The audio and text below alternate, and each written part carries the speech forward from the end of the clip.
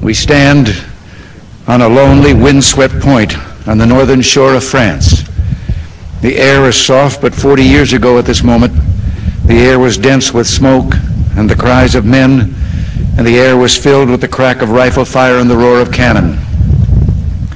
At dawn on the morning of the 6th of June, 1944, 225 Rangers jumped off the British landing craft and ran to the bottom of these cliffs. Their mission was one of the most difficult and daring of the invasion: to climb these sheer and desolate cliffs and take out the enemy guns. The Allies had been told that some of the mightiest of these guns were here, and they would be trained on the beaches to stop the Allied advance.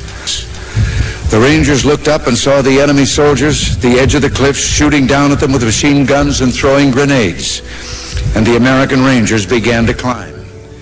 They shot rope ladders over the face of these cliffs and began to pull themselves up. When one Ranger fell, another would take his place. When one rope was cut, a Ranger would grab another and begin his climb again. They climbed, shot back, and held their footing. Soon, one by one, the Rangers pulled themselves over the top, and in seizing the firm land at the top of these cliffs, they began to seize back the continent of Europe. 225 came here. After 2 days of fighting, only 90 could still bear arms. Behind me is a memorial that symbolizes the Ranger daggers that were thrust into the top of these cliffs. And before me are the men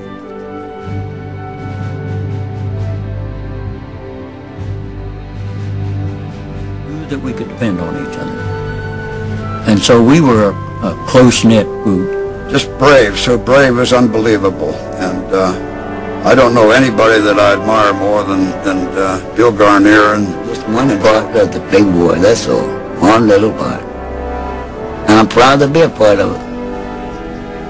Sometimes it makes me cry. The real men, the real heroes, are the fellows that are still buried over there and those that come home to be buried. Seemed like you thought that you could do just about anything. And after the war was over and you came back out, well, you lost a lot of that. Was talking to his men. He said, from this day to the ending of the world, we in it shall be remembered. We lucky few, we band of brothers. For he who today sheds his blood with me shall be my brother. On June 6, 1944, about 5,000 ships carried more than 150,000 men across the English Channel. The Army Rangers took Utah, Point Du Hoc, and Omaha Beach. The British took Golden Sword, and the Canadians took Juno. The first to land in France for the D-Day invasions were the OSS troops. They were sent on June 3, 1944, 3 days before the invasion. They had signal devices, so when the invasion started, they could tell the planes where to drop the troops. On June 5, 1944, airborne troops from the 82nd and the 101st Divisions lifted off of 15 airfields in southern England. A total of 23,000 paratroopers flew into France on D-Day. They were sent to take certain strategic points and by disrupting German communications.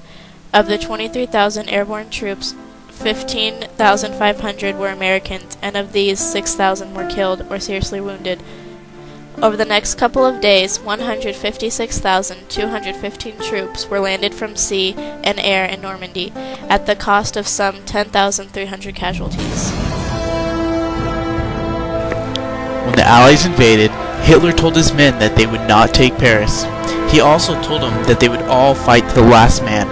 And on August 6, 1944, German tanks and infantry of 4 Panzer divisions prepared for the biggest counterattack in World War II. The Battle of Carentan took place 6 days after D-Day. On June 12, 1944, the Americans started the Battle of Carentan to secure the beachheads. The major roads to Normandy beaches ran through the city. The Germans made U-shaped resistant lines around Carentan. When the Americans got to the city, they thought most of the Germans were gone, but they were well fortified in the buildings. The airborne troops fought well and pushed the Germans back past the river. At first, the Germans tried to hold back the Allies with understrength division, but for every step forward the Allies took, the Germans made them pay. The Germans were outnumbered by man, air power, and armor. On July 24th, 1944, General Omar Bradley launched an attack on the Germans called Cobra. Bombers and tanks blasted through German lines, pushing the Allies further into France.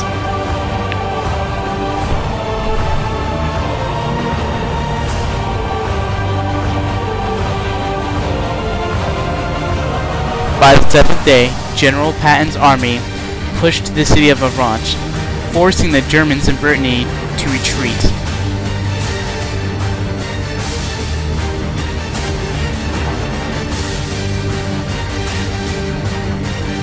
General Patton's army then focused in on the Germans still fighting for the Normandy beaches and surrounded them.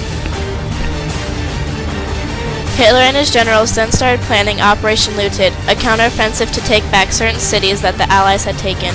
They wanted to split the Allies apart from each other. In England, British radio operators found out about this, but it was too late to notify the Allies.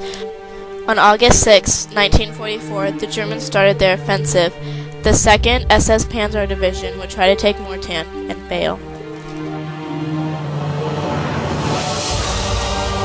On August 24th, 1944, the center of Paris was taken by the 2nd Division, and on the 25th of August, the second half of the attack hit Paris and went for the center of the city.